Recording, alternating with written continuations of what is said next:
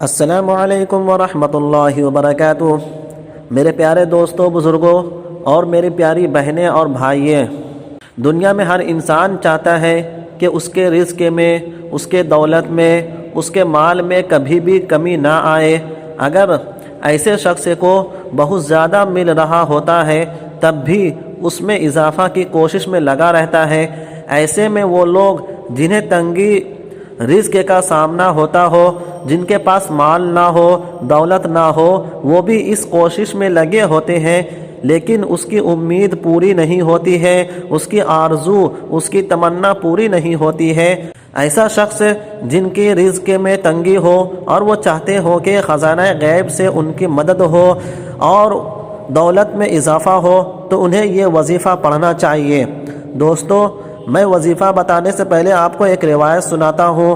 روایت میں آیا ہے کہ کسی نے حضرت امام موسیٰ کاظم رضی اللہ تعالی عنہ سے اپنے کاموں کے بند ہونے کی شکایت کی اور کہا کہ جو کام کرتا ہوں اس میں فائدہ نہیں ہوتا ہے۔ تو آپ رضی اللہ تعالی عنہ نے فرمایا کہ صبح نماز فجر کے بعد 10 مرتبہ یہ دعا پڑھ لیا کرو، انشاءاللہ تعالی تمہارے لیے غیب سے مالی مدد پہنچے گی۔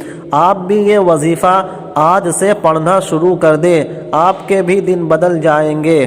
تو دوستو، چلیے میں آپ کو بتاتا ہوں کہ وہ وظیفہ کون سا ہے۔ تو دوستو، وظیفہ یہ ہے کہ آپ کو سبحان اللہ العظیم وبحمدہ استغفر اللہ واسألہ من فضلہ یہ پڑھنا ہے۔ تو دوستو، اگر یہ آپ کو اچھی لگی ہو تو آپ ضرور لائک کیجئے گا، اور اگر آپ کو کوئی پریشانی ہو مالی اعتبار سے یا جانی اعتبار سے تو آپ میرے پلے لسٹ میں ضرور جا کر چیک کریں، آپ کو آپ کی تمنا اور آرزو کے مطابق وہاں دعا مل جائے گی۔ تو چلیے دوستو، اب دوسری ویڈیو ملتے ہیں، تب تک کے لیے have a good day and take care.